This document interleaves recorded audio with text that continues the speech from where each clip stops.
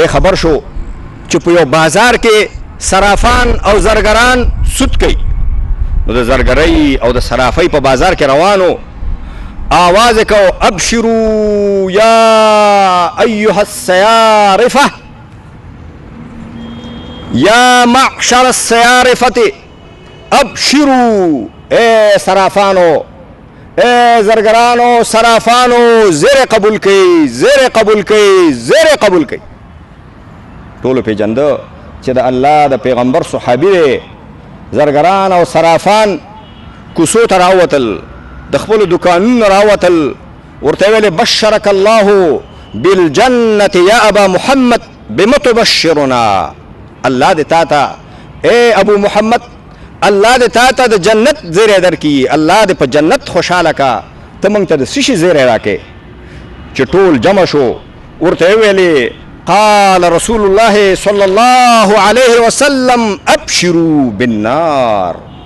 وی د الله پیغمبر ستاسو په باره کې ویلي دي چې تاسو اے زرګرانو صرافانو د جهنم زیری قبول کړئ، د جهنم زیری قبول کړئ، د جهنم زیری قبول کړئ، د جهنم زیری قبول کړئ.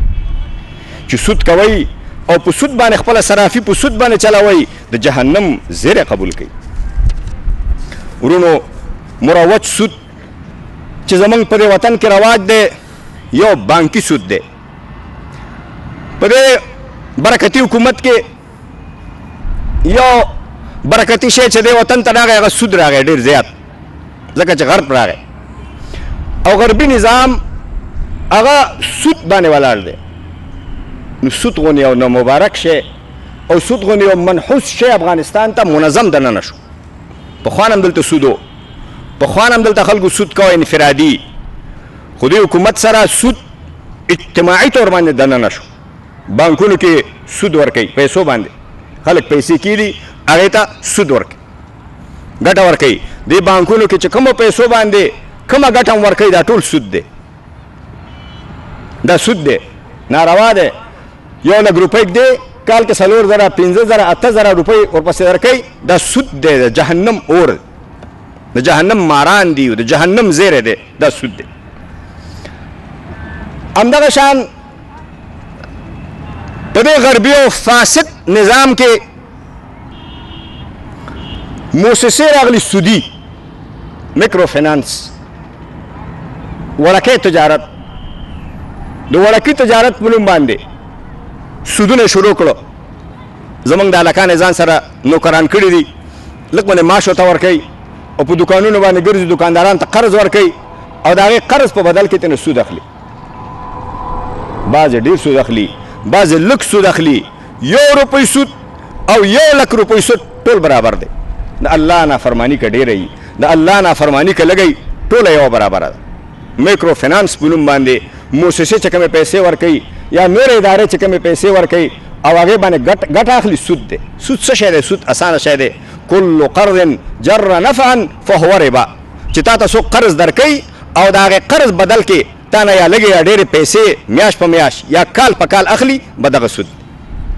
هر نوم چې ورته ورکوي دغه سود دی.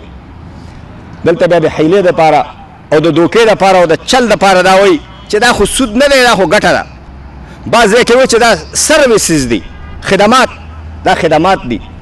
کله د خدماتو په نوم باندې اخلي، کله د سروسز په نوم باندې اخلي، کله په بل نوم باندې اخلي. دا ټول سود دی. که شرابو باندې څوک د شربت نوم کیدي، هغه نه حلالېږي. که سود باندې ته هر نوم کیدی، هغه نه حلالېږي. سود دی. کوم شی چې الله حرام کړی هغه حرام دی.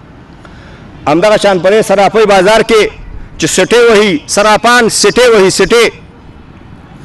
ما سره 1,00,000 افغانۍ دي، ستا 1,00,000 کالدارې سبا په 2 لکه زما شوې. افغانۍ ما سره دي او کالدارې تا سره دي، بس سودا وکړي.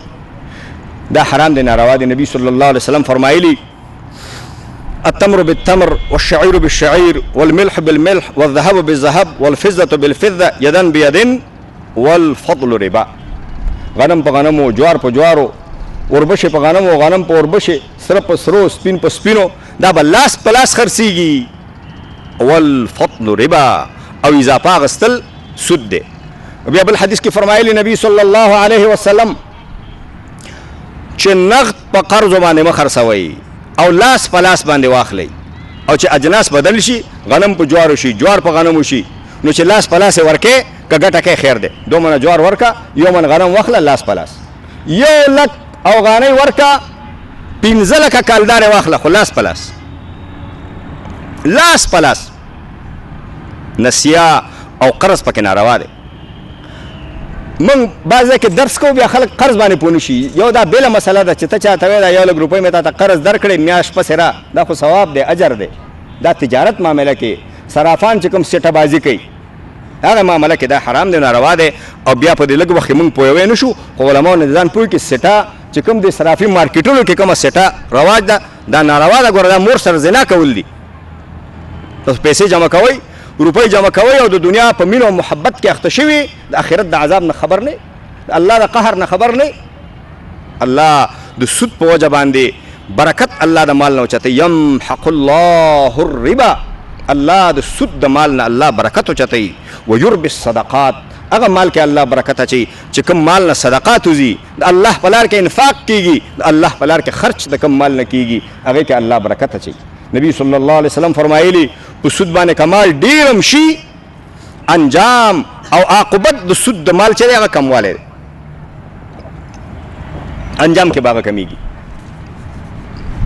نبی صلی الله علیه وسلم فرمایلی حسنوا اموالکم بالزکات زکات باندې د خپل مالونو حفاظت وکړئ کم مال نه چې زکات وځي هغه مال الله د آفاتو د بلیاتو نه ساتي او کم مال کې چې سود پروتي د سود مال پروتي الله فتونه پې نازلوي مارکیټونه الله سوځوي دکانونه الله سوځوي عذابونه الله نازلوي تکلیفونه الله نازلوي او د سود په وجه باندې قحط نازلیږي بارانونه بندیږي عذابونه د الله نازلیږي بیماری او مرضونه الله پاک مسلط کوي دا خو اجتماعي ګناه ده خطرناکه ګناه ده او بده ګناه ده موږ د ټولو صرافانو نه دا خواهش کوو دا هیله ورته کوو او د الله رب العالمین دا حکم ورته یادو چې په دې طریقه باندې تجارت مه کوئ په حلاله طریقه باندې تجارت وکئ دنیا عارضي ده دنیا فانی ده دنیا ختمېدونکې ده د دنیا دپاره خپل آخرت مه بربادوئ او قمقل ترین سړی هغه سړی دی چې د دنیا په وجه باندې د دنیا د ګټې دپاره خپل آخرت بربادوي خپل آخرت خرابوي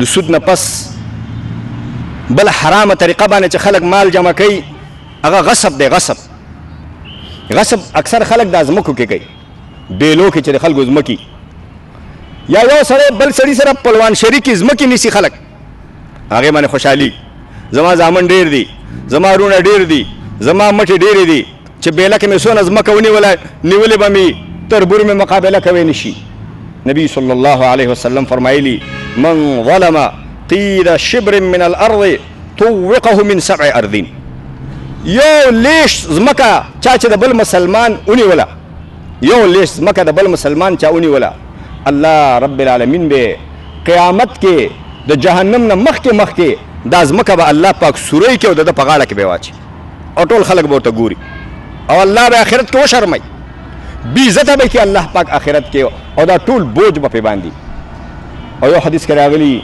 چې الله پاک به ورته وایي چې د دې ځمکې خاوره د دې ځای نه په شا کړه د محشر میدان پورې وړه د دې ځای نه د دې ځمکې دا خاوره په شا کوه او د محشر میدان پورې وړه او د محشر میدان ته رسوه او چې بیا الله جهنم ورکوي او عذاب ورکوي نو جهنم خو لا اضافه شی دی نو د خلکو ځمکې نیول او د خلکو ځمکې غصبول پلوان شریک نه ځمکه لاندې کول دا غصب دی او حرام دی هغې باندې چې کوم غنم کیږي هغې باندې چې کوم جوار کیږي هغې باندې چې کوم فصل کیږي هغه ټول حرام دي او هغه چې ستا په حلال مال کې یو ځای شي ستا حلال مال